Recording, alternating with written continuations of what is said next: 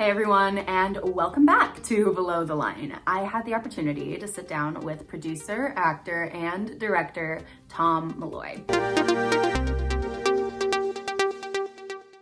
With a wealth of experience and millions raised for film projects, Tom has some invaluable insights to the industry that you're not gonna wanna miss. So thank you so much for tuning in, and let's get into the interview. Thank you very much for having me. What movies, TV shows, pieces of media have inspired you? Highbrow, lowbrow, we don't judge, whatever gets your creative muscles going. There are two movies that I know, watching them on the big screen and when the lights went down and just getting this incredible feeling that I still get sometimes, when, especially when I'm excited to see a movie in the theater. But one was the movie Airplane, where I just laughed from start to finish. I remember seeing it in the theater with my parents. Flight 209er, clear for Vector 324. We have clearance, Clarence. Roger, roger. What's our Vector, Victor? And the other was the Star Trek II, The Wrath of Khan. I shall leave you as you left me, buried alive. Those were two movies that I remember just having an effect on me. Now, there were other ones when I saw Return of the Jedi. Your overconfidence is your weakness. Your faith in your friends is yours. Other films in my childhood, but they gave me that kind of cinema experience that, you know, you get the goosebumps on your arms. So, and now going into the future, there's all kinds of stuff that inspires me. I'll have to say that The Simpsons for writing. I'm beginning to think that Homer Simpson was not the brilliant tactician I thought he was. Especially the early John Swartzwelder days. I think he's the best TV writer of all time. And his timing and his joke presentation had a huge effect on everything I do comedy-wise, so especially my comedy writing. Do you still watch a lot of TV? There are shows that I'll get into and watch, but not as much as I used to. I really am a workaholic in the best sense of the word. It's not a bad thing. I just love working so much that sometimes I'll look and I'm like, oh God, it's 11 p.m. It's like either I'm going to sleep or I'll watch something. And there are so many great shows coming out. Shogun comes to mind as a show that's just like, what? It's so good. 死人に先々の話をして何とする Are there any genres, TV or movie, that you tend to lean towards? You listed a lot of different, you got some sci-fi, you got some comedy. Yeah. So is there anything that when you're scrolling or when you see something come up like a preview that you tend to lean towards? I don't think that I would exclude a show based on genre. I do love horror. I've made like 5 or 6 horror movies. I've been a horror fan my whole life. So if I'm just, say I have time and it's the weekend, I'm alone and no plans, and I go, let me see if I watch a movie, I most likely will look in the horror genre first. Then after that, I'll see if there's something else that looks really fun or cool, and yeah. Give us a horror movie, or 2. I'm not going to narrow you down to one. Give us a couple ones. I'm going to be opinionated as hell in horror movies. I think Drag Me to Hell is the best horror movie. You deserve everything that is coming to you. As far as perfect execution of scary, funny, and just overall entertaining movie. I think it's a perfect genre. I mean, look, I grew up watching horror movies when I was a kid, and I think I could shot list the original Texas Chainsaw Massacre. I think I could literally tell you the shot list. I've seen it that many times. I own like maybe 4 different copies on DVDs. They were like re-releases. I've seen it in the theaters. And so there are some classics, but I remember when I first saw Drag Me to Hell, I go, that has all the elements. It has the comedy, it has the super scares, it has the performances, it has every aspect. So I'll still rank that as one of the best horror movies of all time. I love that. You like the things that have it all. Yeah. Things that are professional on every level. Yeah. What makes something good to you? Is it in execution? Is it in writing? Is it in details? When you say something's good, what makes it worth that recommendation to you? I think if it has a lasting impression on you. Perfect example. The other night I watched Chopper, and I'd never seen that movie. That was Eric Bana's like breakout movie. He was a comedy star in Australia. You're not angry at me for anything. Right, no, I'm not angry with you. It's all water under the bridge, man. No new water, no fresh buckets coming around. Fresh buckets coming around, mate. And he played this role, and it was one of those movies where it's like, oh yeah, I never saw it. And then I'm like, let me watch Chopper. And it's like, I thought about that movie for like 3 or 4 days afterwards, especially his performance in that movie, which was like jaw-droppingly good. I put it up there with maybe Ben Kingsley in Sexy Beast as far as one of the best like maniacal villains on camera. And so what I'm saying is like when it has that sticky effect on you, I'm a huge fan of old films. Like I've seen so many. I've seen every Best Picture winner of all time. Literally went down the entire list. And so I'm a huge fan of old films, but there are newer ones like Whiplash, like Slumdog Millionaire, where they just stuck with me. So I think if they stick with you, that's really the thing that matters.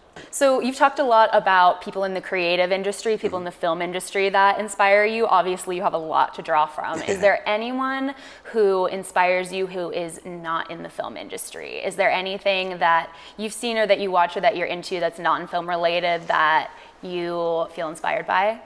Well, I mean, I was a huge fan of Wayne Dyer, who passed away, and who was a self-help type of person. But his book, The Power of Intention, I remember reading that, and it completely changing my life. Like I went from a one-bedroom apartment in New Jersey to a house in the hills in Studio City within a couple years of reading that book. And I've given it to a couple other people. One I know made a complete career change and made millions off of it. So I always wanted to meet Wayne.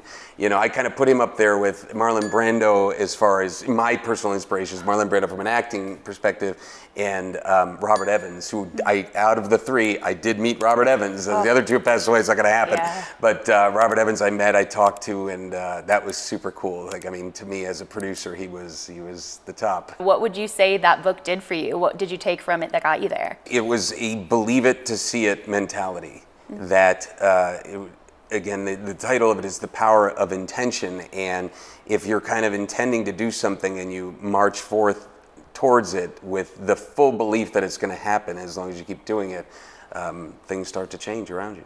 Yeah. If you see a picture in your head you're working towards, then you know the pieces that you need to complete it. Yeah. Yeah, no, that's a fantastic But it's also the mindset. full belief that you're going to get that. That's going to happen. That's what you're working towards. I love that. I'm going to read that book now. You should, yeah. So now we're going to get a little bit more into the nitty-gritty of what you do in terms of film. So just for the people, directing. What do you consider directing? What is directing to you on set? What does a director do? And what makes someone good at it? What is good directing? Well, I mean, I've directed one movie. I've produced 26 movies, and God, I've written 30 plus screenplays, and I think Option Sold or Made in movies 25 of those screenplays. And then obviously on the money raising end, I've raised north now of $30 million for features. But directing I've only done once. There's giving you all those numbers. So directing, it was I think my 18th movie produced that I directed. And as a director personally, I was more into the getting the lines and hearing the lines. Like, you know how people interpret stuff differently. They're visual or they're kinesthetic. They need to feel it, or they're auditory. I'm definitely auditory in that sense that I was letting the actors play, but they had to stick, within the lines. They could do an improv, but then I'm like, I stayed on top of like, well, wait a minute, let's look at the logic of that improv. If that could screw up this, and that doesn't really make sense. So they could play and they could do whatever they want. I was not a director. They're all different directors. I was not one that leaned on camera angles and stuff. In my own knowledge, I let the DP do that, So there are people that'll tell you that they're just craftsmen. They let the actors act, right?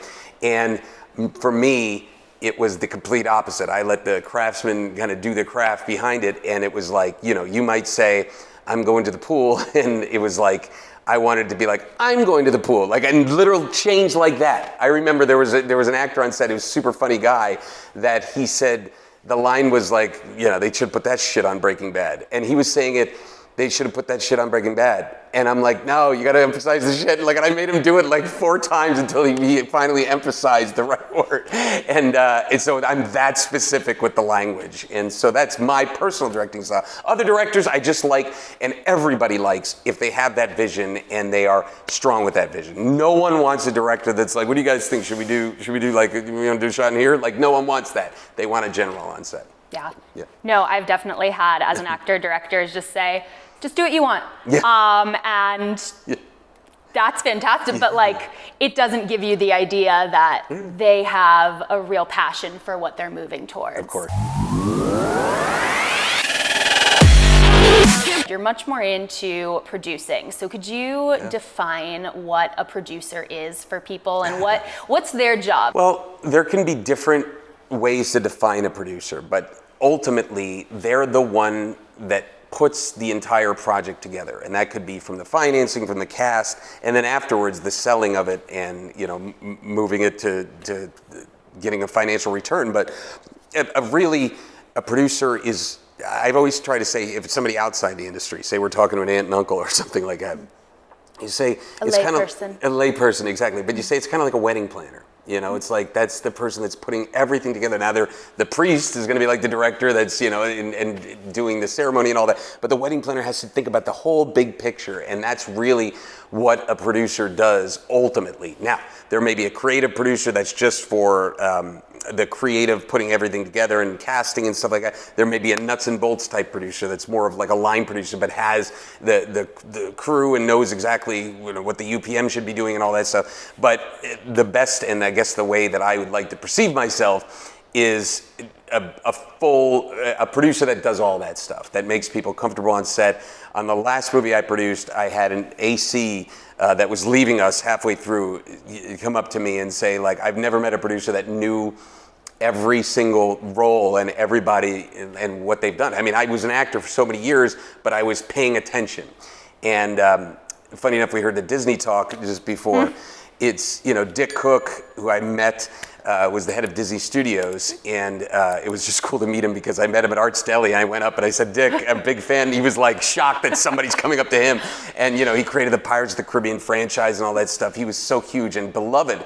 But he started as a ride operator in Disneyland in 1970. And I confirmed with him, I said, you'd started as a ride operator, right? And I said, was it Pirates of the Caribbean? And he said, no. And I forget what he told me. It was a different ride. Story, he says, yeah, it would have been great, but it was different. But what I'm saying is that when somebody has worked all those spots and got to work their way up, they're going to be the most respected, versus somebody coming in and being like, trying to run the show if they've never done those other things. And so I think that's important for a producer to know and have experienced all the other parts of making a movie. So you really have to have a lot of knowledge in 100%. The industry prior to be able to do that well. Would you say that's true? 100%. And one theory that I've told people, it's and I guess whatever success I've gotten to is I attribute a lot to this. I call it my ant theory. And it comes from a comedian named Brian Regan, who was saying when he was a kid, he used to watch these ants building an anthill. And he goes, and every once in a while, he'd just take his arm and he'd be like, rebuild, and he'd just knock the hill down. He goes, there was never a moment where the ants were like, come on, like we just put all this work in. Like they just immediately went and started rebuilding it.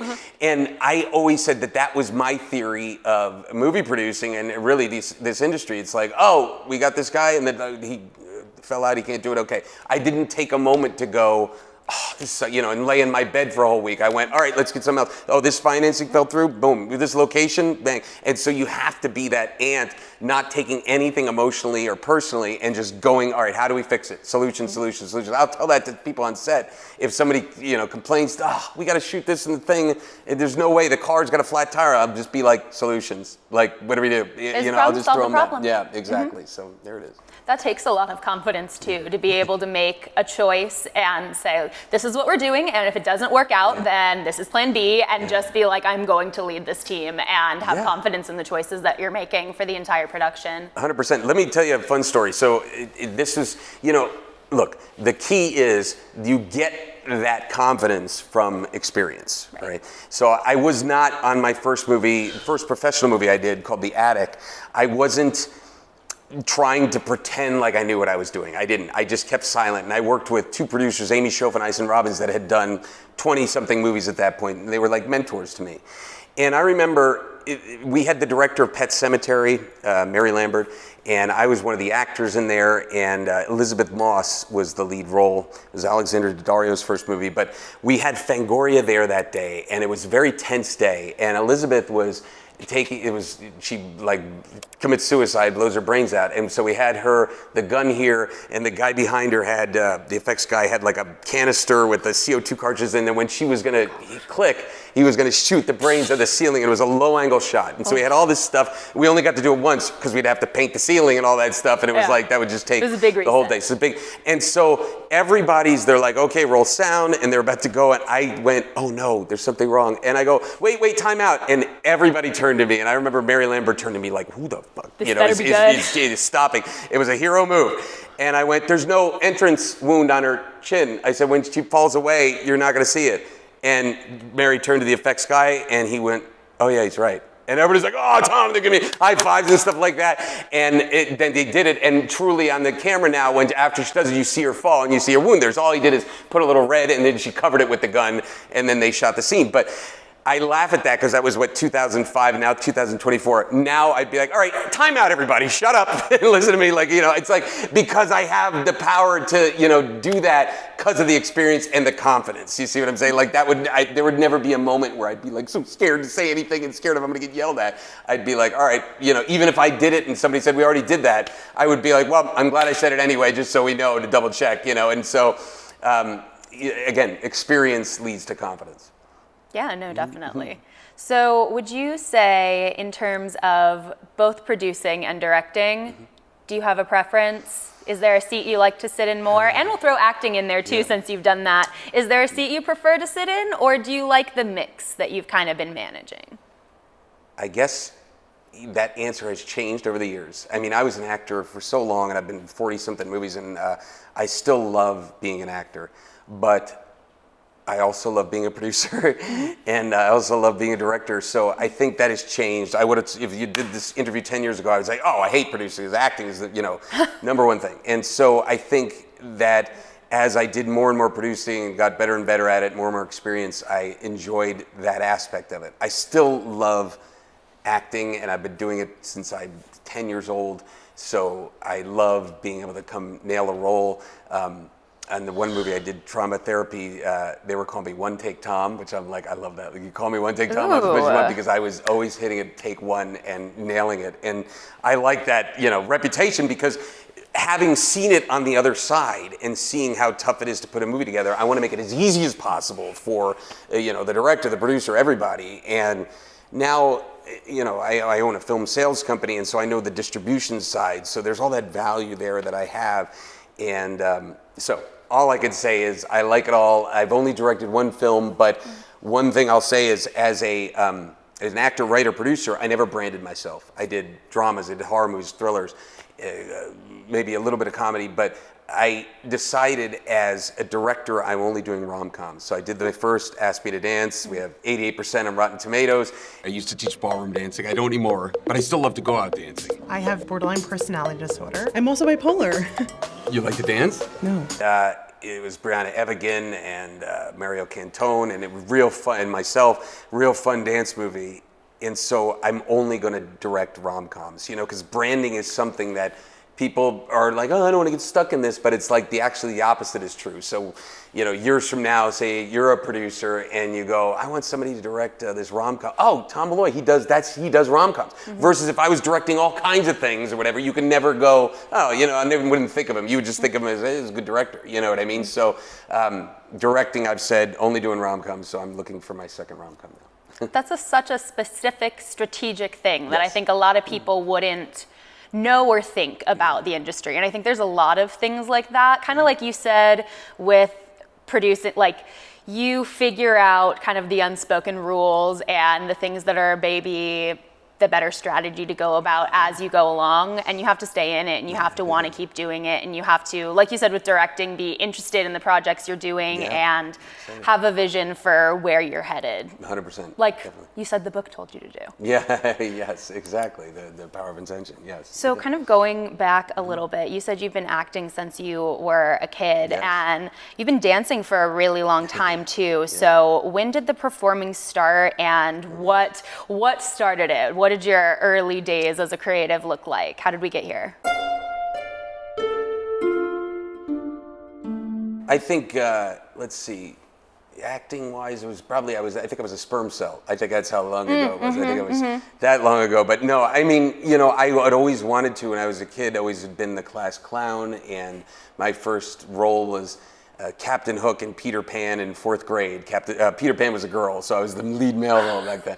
And it was like, so I always wanted to. I was obsessed with that, and it was always something that I foresaw myself doing, and nothing was going to stop me from doing it. And I'll even look back and say I didn't have certain luck going with me like other people have. Some people just get really lucky with certain things, and I didn't. But again, the ant theory, I didn't let anything stop me. When certain things wouldn't happen, I would do this and do that. So, but yeah, all the stuff, I was a good singer growing up. Dancing, I didn't start until my 20s, and it was horrible at first. You would not know that based on your performances. Thanks. I mean, it's just muscle memory. But I remember my sister was working at this dance school, and she was a dancer her whole life, and I remember taking my first East Coast swing class and trying to do the basic moves, and she was on the other side of the room, and she gave me a look like, you're not going to tell people you're my brother, are you? Like, she was just like, you look so bad. But then I just kept at it, and then suddenly it just clicks, and then it's like, oh, well, I can lead, and I can do this. And so, again, with anything like that, I think one of my keys is that I'm not really afraid. I have a saying that I say, fear and I don't really talk. And so, it doesn't matter if you're afraid of I love roller coasters, but they do scare the crap out of me, but I still love them. I don't think I'd go on them if I was like, this is boring, roller coaster. Like, I love that feeling of like, oh, this is scary. So I love that feeling in performing when I'm going out on stage, and I still do improv comedy. I have a partner that I do improv comedy with. And we go out with 20 minutes and we have nothing. We have not prepared. We have not even talked to each other sometimes in months. And it's like, hey man, good to see you. All right, let's get some from the audience, and we'll do 20 minutes, and we kill it each time. But I love that feeling before, that nervousness of like, oh wow, is this gonna bomb or not? And that's a driving force for me. Yeah, feel the fear and do it anyway is something that I don't get nervous a lot anymore, just with all of the performing and throwing yourself out there you have to do, like you said. But yeah, that is exactly, fear shouldn't be something that stops you from doing something you want to do. You can just push through anyway and see what happens. Because everybody has it still, Exactly. There's no way to just, like the key is, you're going to let it stop you or not. Yeah, no, it's a biological response. It's not one that you have to listen to. Exactly. Just like being nervous about talking to adults when you were younger. You learned how to do it. You'll learn this too. 100%. That's a really great attitude. So why did you start dancing? Because of your sister? If you started in your 20s, what spurred that? A lot of 20-year-olds don't typically say like, I'm going to get into dancing. I'm going to get really good at classical dancing. Yeah, well, it was ballroom dancing, but it wasn't like ballet, tap, jazz. It was ballroom dancing. And I had been my whole life a fan of the big band music, which, Artie Shaw, Glenn Miller, especially Artie Shaw. And so I just kind of been a fan of that decade and that time period. And so it was like my sister got the job there, and so it was serendipitous that she went, you should take some swing dancing classes. And I was like, yeah, let me go do this. And funny enough, I ended up not getting as deep into East Coast swing, which is Lindy Hop, it's the big band swing, as I did West Coast swing, which is much more modern, and it's danced to hip hop and R&B and blues and pop and country. And so, and it's a kind great way to get into dance, slinky. though. Yes, I love it. And so I did all the styles: salsa, merengue, waltz, tango, foxtrot. And then I saw West Coast swing, and I'm like, I only want to do this one. So I only done about maybe 2 years of all the other styles, but then 10 years of West Coast swing training, and so that became the one that I wanted to do the most. So whatever. That's crazy. And you rode that all the way to being in a movie. I did, with Amy Smart and Billy Zane and Betty White. I got to dance with Betty White, which was so super cool. And that was the only West Coast swing movie until we put West Coast swing in my movie Ask Me to Dance. So it's it was fun to have it on camera, be the pioneer of that, I guess. So before we talk about that one, we wanted to kind of go back through your film catalog a little bit. You mentioned The Attic earlier. That was one of your first movies. Yeah. Tell us a little bit about that experience. You will never leave this house. What did you just say? I mean, when I wrote the film, I was trying to write a dance movie with this producer that was very unscrupulous and full of crap, and he led me down a path and led me to believe certain things, and it was a 2-year journey of hell, and he never did anything for the movie. And so I remember going my daughter was about to be born. I'd been married for about 2 years, and my daughter was about to be born, and I went, I gotta make this work. Gotta do something. Yeah, I gotta do something. And so I had been such a horror fan, so I wrote a horror movie that really on the page was great. And it's so funny, that's another thing. As I got older, I realized back then I didn't have control of what the film would turn out to be because I didn't have enough power to say, I want it to look this way. And that's an interesting thing, because when you make a movie, like I made a movie years later, a horror movie called #Screamers. That was exactly the movie I wanted to make. If you don't like that movie, okay, I'm fine with that, because hey, this is my art, you didn't like it, that's cool. So many people went nuts for it, but if I go back to The Attic and I go, it's only about 20% of what I expected it to be, and then you hate it, then that hurts, because it's like, God damn it, if I just done mine, you might have liked what I wrote down at first. Yeah, exactly. So, but I did that, I was able to raise the money, and I think that one was like $600,000, which back then was small. Nowadays it's a good budget, but $600,000 I raised. And I only did it out of necessity. Like, I was like, I gotta get something going. And then I went back and I went, how did I raise that money? And I started to figure out, what did I do to put that all together? But we had the director of Pet Sematary, we had Elizabeth Moss, we had Alexander Daddario, John Savage, Catherine Mary Stewart, Jason Lewis, and myself. I gained 30-something pounds to play this role of this autistic brother, and I will say, this is the fun part, is the only like really good reviews were for me, which is like, yes. So even though, they bashed the movie, but I think ultimately Mary, the director, wanted to make an art house film, and I wanted to make a horror movie. And she made an art house horror movie, and it didn't play, there was and people when they were reading. And that's not what you were there to write. Exactly, and I didn't have the power to be like, wait, I want this way. And so, people were reading the script and being like, this is one of the scariest scripts I ever read. Like, I'm so excited for this. And then the movie was like, and so, again, it's a perfect lesson, and I'm so super happy that I got that done, and I'll always hold that as my first kind of professional movie where I raised the money, I put it all together, but it's not the movie that I wanted it to be, or could have been. So in making that first movie, would you say that was the biggest shock to your system?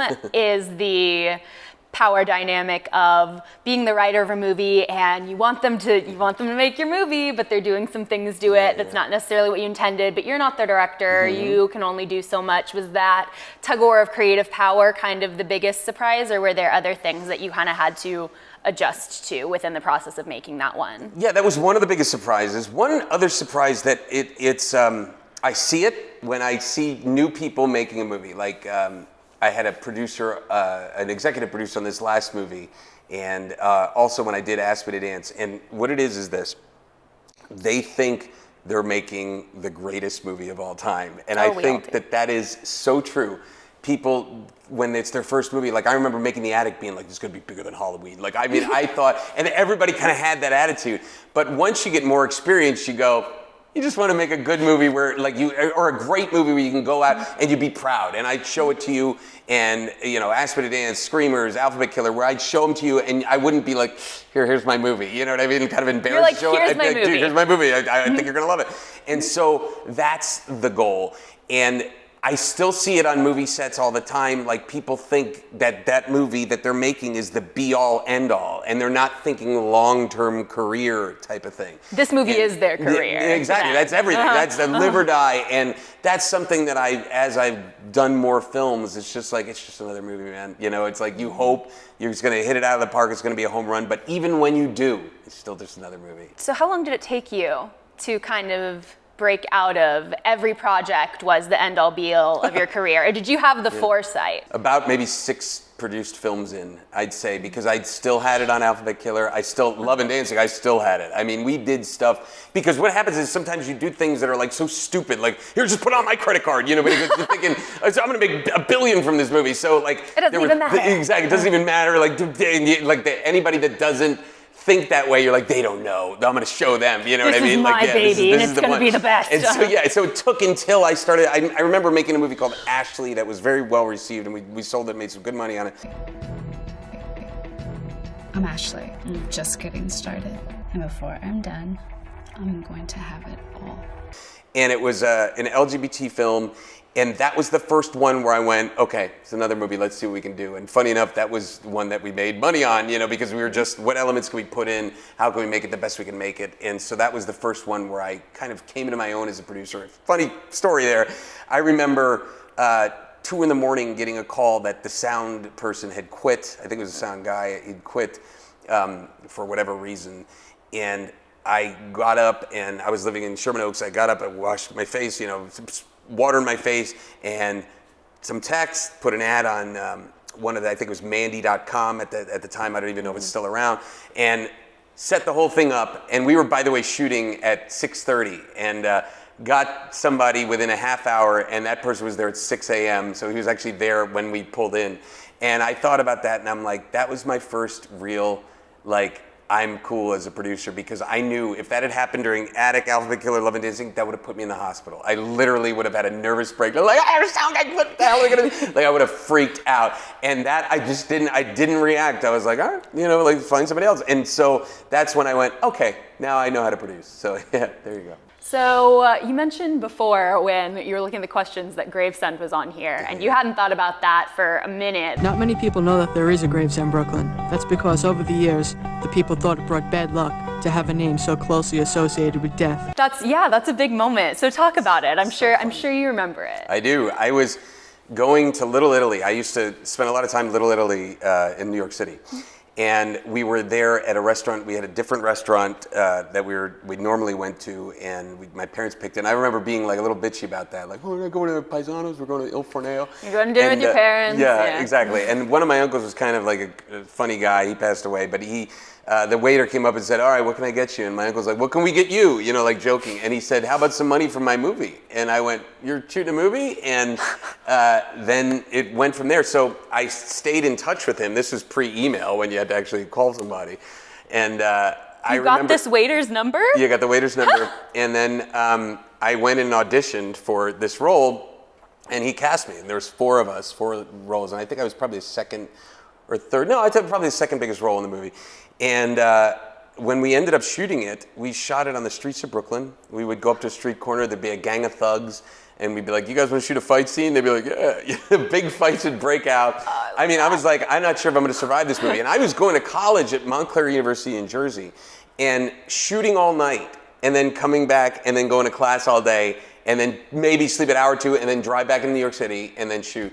And I was like, I'm not giving up. This is my first shot. And it had a raw energy. We improvised pretty much the entire film. And when we were done, we got Oliver Stone to put his name on it. It was in theaters, and and I got an agent out of it. And it was it's so funny because that led to the impetus of everything else. What happened was I was getting these great auditions, but they were going to more established stars. I remember Ryan Felipe, Scott Wolf, who's not even around anymore, used to beat me out on roles. And it was because they were established, and I had the one credit. And that's when I realized, all right, I have to take the bull by the horns, and no one was doing that at the time.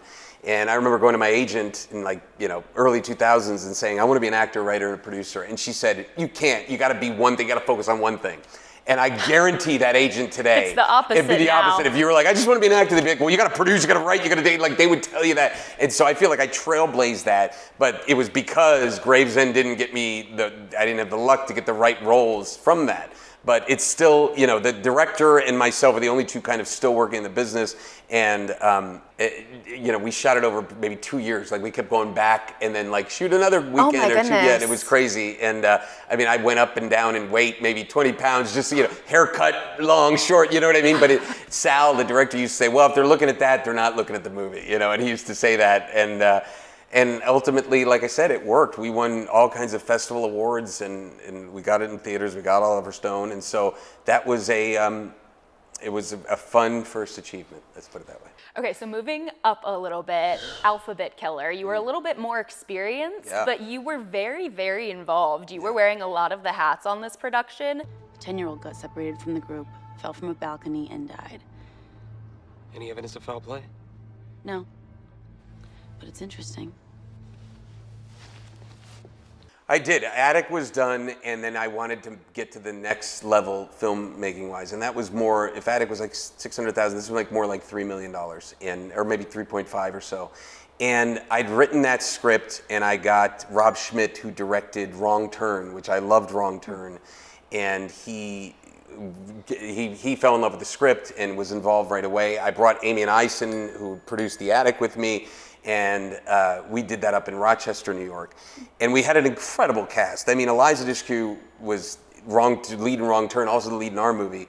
And then, but we also had Tim Hutton, we had Carrie Elways, we had Michael Ironside, we had Tom Noonan, we had Melissa Leo. So there are 2 Oscar winners in the cast. And then we had me, and I was like second, third biggest role in that production. And that was my key. My initial belief was, if I can make these movies and put them together and give myself like not the lead, like a supporting role, then and people could see that I was as good, if not better, than these veterans. You could hold your own. Exactly, yeah. And so that was always my thing, because I know a lot of people that have put their own projects together. Maybe they followed my techniques that I've taught them, put their own projects together, and they get a movie, and it's them and 2 other names, and they're the worst part of the movie. You know what I mean? Like, they're the ones that everybody's like, oh, this kid probably funded the movie, And I never wanted to be that. I wanted to be, wow, he's amazing. And so Alphabet Killer was real fun for me as an actor, and then also a writer, producer. I get a little bit obsessed. That's my process. And yes, I know that can be spooky to some people. Everyone has given incredible deference to your process, Meg. And, I think Rob Schmidt did a great job with the movie. And so we did, that was great. That was Anchor Bay's first theatrical release. And that was a fun movie. Yeah, I'm still proud of that movie. Yeah. Were you involved in getting all of those big names for this movie? Because that's a stellar cast that you got to be involved in. That's incredible. Totally. And that's when I learned, each movie you learn new things. And that's when I learned when you have a director that is established and has something, but then also when you get that first actor, everything falls into place. Like, we spent a year looking for Eliza's role. She probably doesn't know this, but like all these other actresses, we were on an older, like maybe say a Kira Sedgwick age type of thing, like we wanted that. And then we shifted gears and went younger. And so there were all these, but then once we got Eliza, within like 2 months we had the rest of the cast. You know what I mean? So you kind of I realized you need to have that one person there that can reach out, and bring everybody else in. So you kind of have to find something that sticks, a heart, and then build everything else 100%. Around that. Find something that clicks in really well. Yep, yeah, and then everything falls into place. Yeah. But Ask Me to Dance, you starred in that, you were super involved in it. Tell us a little bit about that production. So we're gonna close this tonight, or?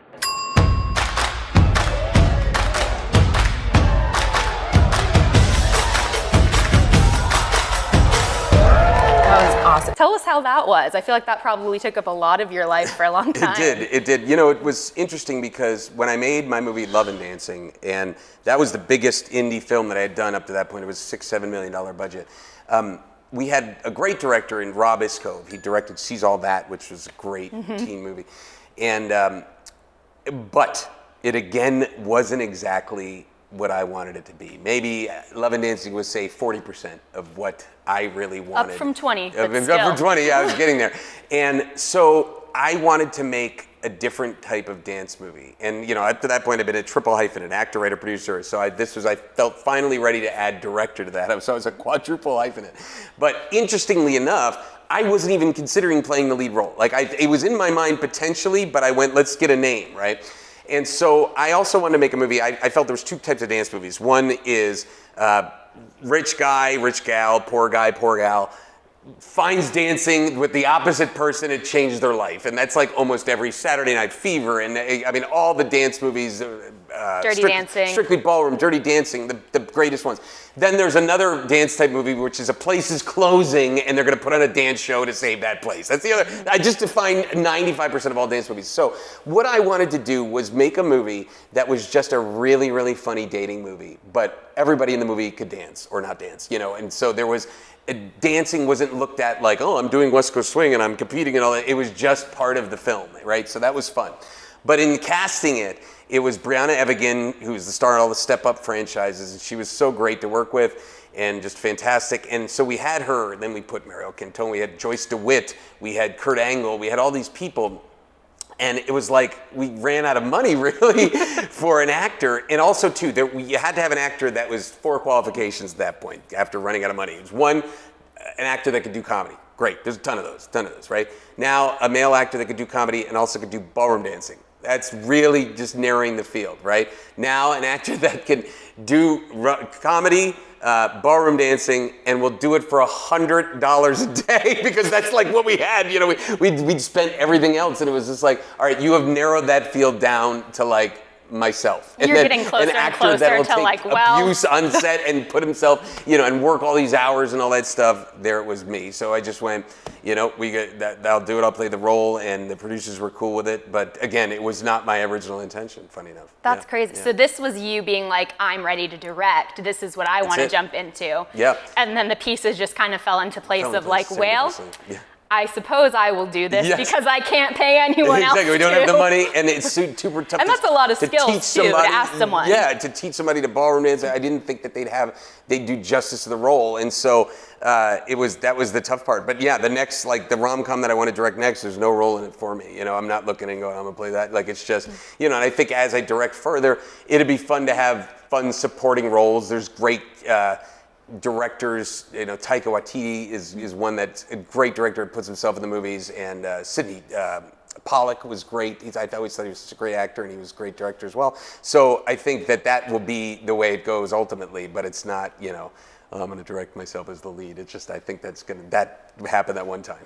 Okay, so that was your leading man time. Well, I mean, I've been a lead. I was the lead in Love and Dancing, and you know, lead-ish roles in Alphabet Killer and Attic and all that stuff. But you know, that was the one time for me directing myself. As yes. You're not trying to insert yourself like that anymore. All the time. Yeah. Interesting. Okay. How do you feel about writing and directing for yourself? Was it something you didn't plan to do? Was it something that was hard, or was it something you kind of enjoyed because it was a little bit you just having to decide what you wanted to do? Well, I knew the way I wanted to hear the lines, and I knew the way I wanted the scenes to go. But I'll have to throw credit out to my best friend, a guy named David Josh Lawrence, who's an actor. He also works for me as my head of acquisitions for my film distribution company. And he was on set behind the camera, and he was my eyes and ears when I was on camera, right? So when I was off camera, it's fine. I could direct, but when I was on camera, I would immediately, you know, as soon as the scene was done, I would look over to him, and then, you know, either, thumbs up, or he'd be like, let's talk, you know. And it's funny, he would give some suggestions sometimes, and I'd be like, no.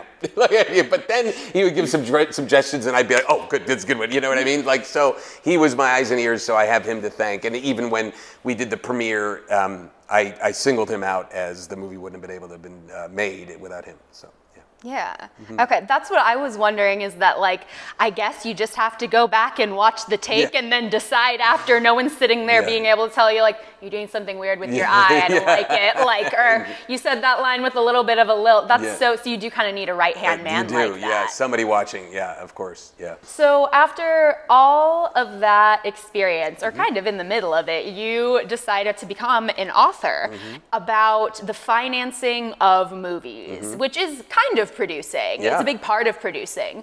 What led you to decide to write a book, but write this book?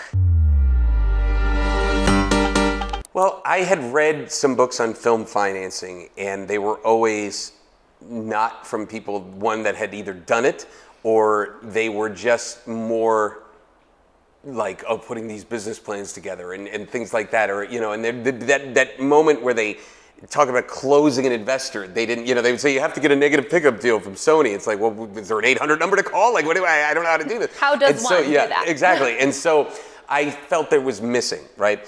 And so at that point, I had produced The Attic and The Alphabet Killer and Love and Dancing. So it was after that. So it was about 2008 when I wrote the first edition. So I had raised all the money for those. And so again, it was my process. What I always said, it was, now I know all these other debt financing and things like that, and pre-sales. But back then, all I knew was, it's 2 a.m, you and I are doing shots, you're worth $200 million, and you're like, all right, I'll write the check. Like, I was the guy that could do that, get in that room and sell. So it was really sales. And but I put all the experiences in, my failures as well as the successes, into the book, and I think that resonated with younger actors and things like that at the time that read it. But the first edition came out in 2008 through Michael Weiss Publications, they're still the #1 film book publisher. And then the second came out in 2012, and then they asked me to write a third edition. And each time you had to do about 30% different for each edition. And I just felt like the movie business was changing so quick. And from a book stage to getting the reviews and the galleys and all the getting into Barnes & Noble was like a year and a half. And I went, I just don't want to do it. And so too much will change.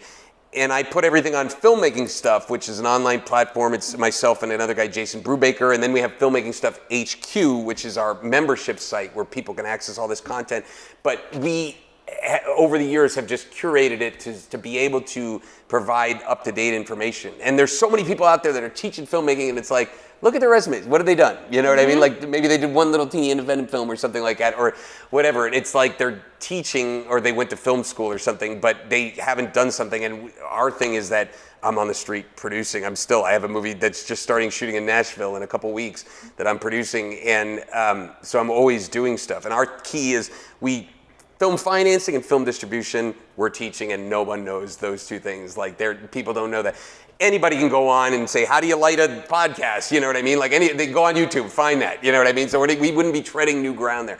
But film financing and film sales and distribution on the international market and domestic market, I think we have a good stranglehold on the only place to really learn that stuff. I mean, you can make films all day if you want, but if you're not getting them financed and you're not getting people to see them, then like, how are you going to build the career like you said you were able to? So those are really, really like, I think maybe key, but maybe people see them as boring or non-artistic skills that you really need in order to be able to build a career in this industry. Yeah, I remember Ice and Robbins when I first had produced only one movie, The Attic, but I'd raised the money, and there was I forget the name of it, but it was a network of people working the business. Like one rule was you couldn't be an actor. Like there was only like people that had been working, and I went there and everybody wanted to talk to me, and I'm like, what the hell? Like these guys have tons of credits, and I'm like, I felt like the pretty girl at the prom. Like everybody wanted to dance with me, and he was just like, well, they know you raised money for this thing, and I'm like, aha. So many of them got the money from somebody else, and all they did is the nuts and bolts. So they had way more experience in the nuts and bolts aspect of producing, but they had no idea to raise money. And that even happened to me. I got brought into a meeting with these two female executives that are huge and the nicest people. I ended up becoming huge friends with. If I told you their credits, you'd be shocked. I'll do that off camera, but because I don't want to embarrass them. But they were starting their own company, but they'd worked for studios where it was like you submit a budget, the money shows up, this and that. It was very inside the box. They were like, and I mean, I looked at these two as like legends, and they were like, so how do you raise money? And I'm like, oh my God, they're asking me. And it's like because they were never in those rooms. And many times, like I have a project right now with a huge studio director, and it's like many times I'll ask them, you know, like if you have a project you want independent financing, let me know, you know. And I've done that with big directors that are normally working through the studios, but they can't for some reason get this one project going. And so I go, let's talk, and so we figure out a way. So. Yeah, I mean, money is the thing that makes the world go round, as people say, and if you're able to raise it for yourself to do what you want, then you're in power, you're the one that's in control. So that's a really cool thing to not only have been able to cultivate that skill for yourself in the industry that matters to you, but be able to help other people do that and get other projects that you think matter and that you think are cool off the ground for people who like just might not know like this very specific. I know money scares a lot of people, you know, and especially if you're creative, then like I feel like that's the side of things that I think probably stresses people out. And they're like, I need to hire someone to do my taxes. I'm going to hire someone to do that. And I'm going to go over here and write a script because I don't know how to use Excel. Like, it's just too much for a lot of people. Well, I think also too that they don't, you're right. Actors, producers, they don't see that side of it. And I tell them you should. I walked into the American film market in 2005. That was my first one. I have never missed it since then. So I'm going on 19 years, except for the 2 that were virtual when it was COVID. But I was there, and we were just on Zooms. And so I walked in, and I'm like, oh my God, I need to learn this side of the business. It was almost like the New York Stock Exchange of the independent film world, like seeing all these deals go down. And I think that when people don't know that side and they only know the creative side, and trust me, I started that way. All I wanted to do in the beginning was make a great film. And then I'd think, oh, the money will come. I'll just make a great film, the money will come. And that's all many producers and filmmakers think about these days. Oh, don't worry, we'll take it to a film festival, and with Sundance we'll get it bought by Apple for $50 million. And it's like, I realized those were lottery tickets, and what I had to do was start thinking from the beginning of what is the sales path for this movie, and how are we going to piece it together that will have a future and will make revenue from this movie. And no guarantees, but you try to stack the deck in your favor now, or at least I do, so that it's in the best shape possible to be a profitable wonderful movie. So having a platform like yours where you keep it up to date and keep people informed from someone who's actually working is really, really valuable. So that's really cool. So go ahead and tell everyone where they can find you online, your website again, just so that people have access to it, because you have created a really great resource. Thank you so much. Yeah, that's Filmmaking Stuff. And so filmmakingstuff.com. There's also the YouTube channel, YouTube/Filmmaking Stuff. And so you can check there. Filmmaking Stuff HQ is the membership site. But I mean, you can see me as TomMalloy.com anywhere, but yeah, it's any of those sites. But Filmmaking Stuff is the main thing. And then we have obviously a Glasshouse Distribution, which is my film sales company. We have over 170 movies in the catalog now that we've acquired and that we sell internationally and domestically. So. That's incredible. Thank you, thank you. Yeah. Well, thank you so much for sharing all of this with us, and we will definitely be going back to your website to figure out how to pay for the things that we're making from now on. Good to hear it. That's awesome. So if you enjoyed this interview and want to give some support to the channel, don't forget to hit the subscribe button and give this video a thumbs up, a like if you will. It really, really helps us out to continue bringing you content.